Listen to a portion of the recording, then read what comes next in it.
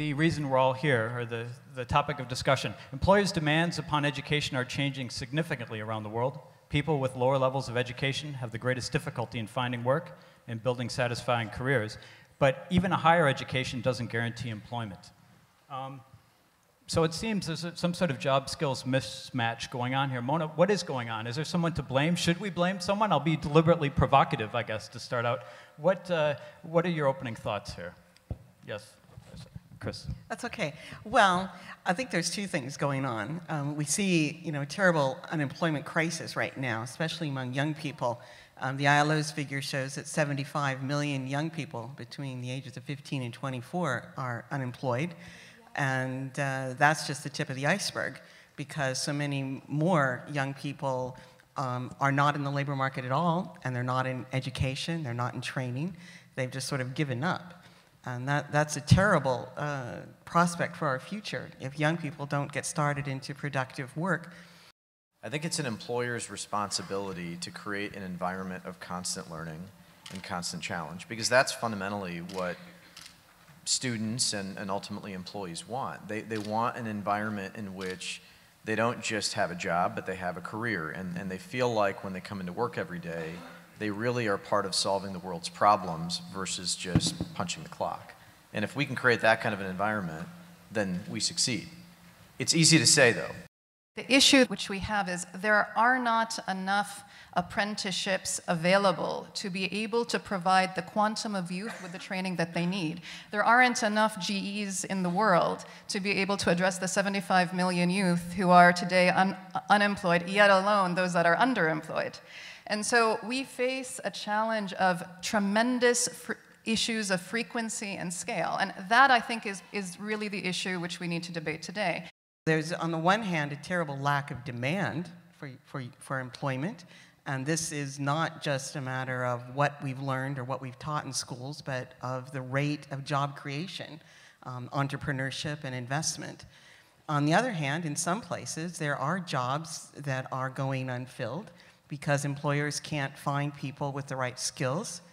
And in many cases, those jobs are in technical fields. They're not the ones that you enter from academic training, but the ones that are entered from vocational technical training and apprenticeship. And here, part of the problem is that young people may not know that those jobs are good jobs. There's a perception that vocational training doesn't lead to a good career and a good earnings.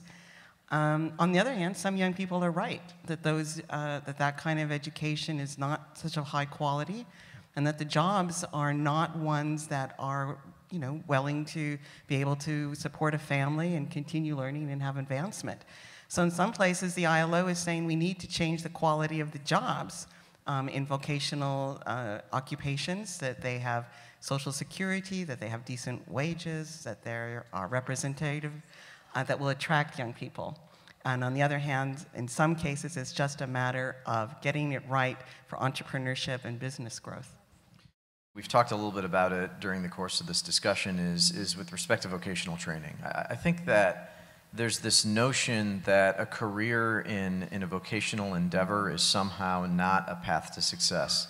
And I think that's just nonsense. I think that the reality is that most vocational professions are highly technical. They're constantly evolving. They're dealing with the latest and greatest technologies that companies have to offer. And they're very intellectually stimulating. And I think that we've got to eliminate this notion that vocational schools are for people that can't make it into higher education. I think that sense exists, and it's just simply not true.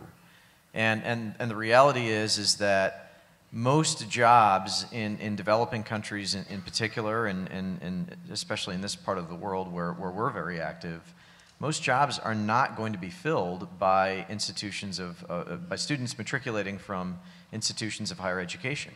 They're going to be filled by those with deep technical training that have come out of vocational schools. And I think if we can just sort of turn that element around, then we're going to see employment figures get a little bit better simply because the career path looks a little bit more attractive.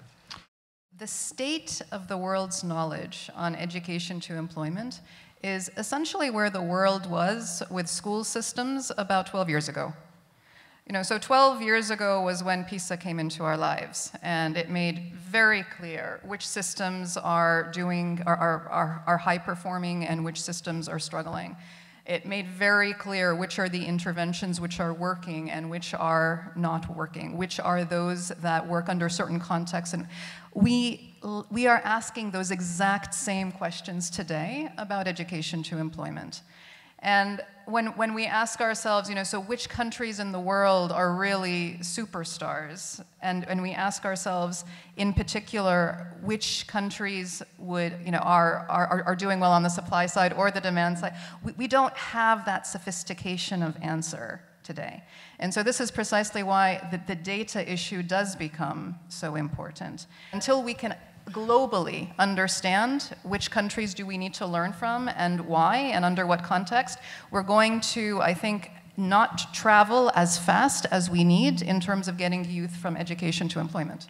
With the demographic bulge that we've talked about, and we talk a lot about the youth bulge and the challenges related to youth employment, but the bulge we're having at the upper end of our demographics, are there models, are there useful ways to approach whether it's getting people into the workforce even for the first time or retraining for older workers as well that we should be thinking about?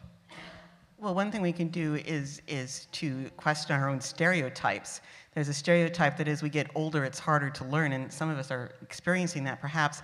But when older workers, 50, 55-year-old people are given the opportunity to upgrade their skills or to learn a new occupation, they learn just as quickly. They're able to apply it just as well. So we first have to get over some issues of discrimination. And then we do have to tailor programs to them. If it's for women who have family responsibilities, then we need to look at when and where training is being provided. We need to understand that some older workers, myself included, are not so fit in the digital age, and we need to provide the kinds of training that they need. So there's a huge potential benefit to societies of making that investment if it does mean that people can stay in the workforce in a productive way a little bit longer.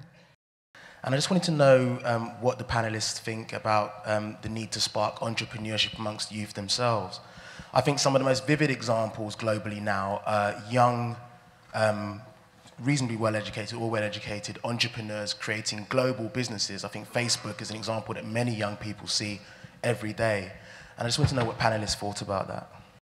I think Mona was absolutely on the money when she was saying, if you want to change the system, you need to look at what education institutions are measured on. And at the moment, they're measured on exam results, and exam results clearly don't correspond, as much as we would like with employment opportunities or success in life. So one thing that definitely should take place in an ideal world would be to make institutions accountable for what happens to their graduates afterwards, whether they're able to get jobs or able to access other opportunities, and that's what we measure our schools on. The other thing that I think that contributes to part of that is what we measure directly at the school level when the kids are kind of exiting. If we're just content with regular exams, then we're not actually taking into account some of the things that are required for success in the workforce that we could learn more about later.